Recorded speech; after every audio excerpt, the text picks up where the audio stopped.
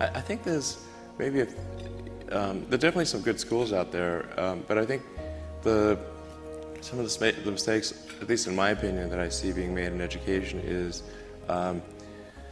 that the teachers do not explain why kids are being taught a subject. Just sort of get dumped into math and like, well, why are you learning math? What's the point of this? This seems like some, for some people, like maybe it's, I don't know why I'm being asked to do these strange problems. But the why of things is extremely important, because our brain has evolved to not to discard information that it thinks has no relevance. So then, if on the one hand you're being asked to memorize or learn, say, formulas, but you do not know why this is the case, then you have this cognitive dissonance of, it seems irrelevant, but I'm being told to remember it, so I'll be punished. So I better remember it. But so the why of things is very important, and then being able to, and then picking kind of a problem, and then using various educational tools to solve that problem, like using math or physics or economics to solve that problem, is far more engaging than teaching the tools. It's the difference between if you say, well, we're going to take apart this engine and see how it works and put it back together again. And then in order to take the engine apart, we need wrenches and screwdrivers and a winch and Allen keys and whatnot.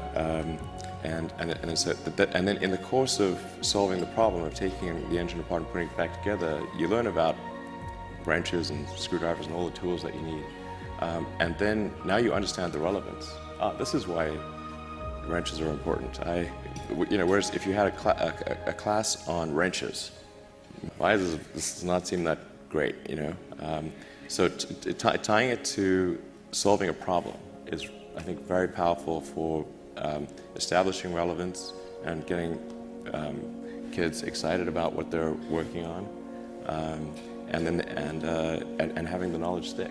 I think things like CubeSats, like what is a solar panel, how does orbital dynamics work, how do we power this thing, how do batteries work, electronics, control systems, and you need to. Then you're like, oh, we want to make our satellite work. That's why we need to understand all these disciplines. So I think it's like CubeSats, student CubeSats are great. Like things like design, build, fly for model airplanes or Formula SAE. We've got to design and build a kind of a race car and then race that against other people. I think those things are very powerful for learning tools. Actually, I created a little school.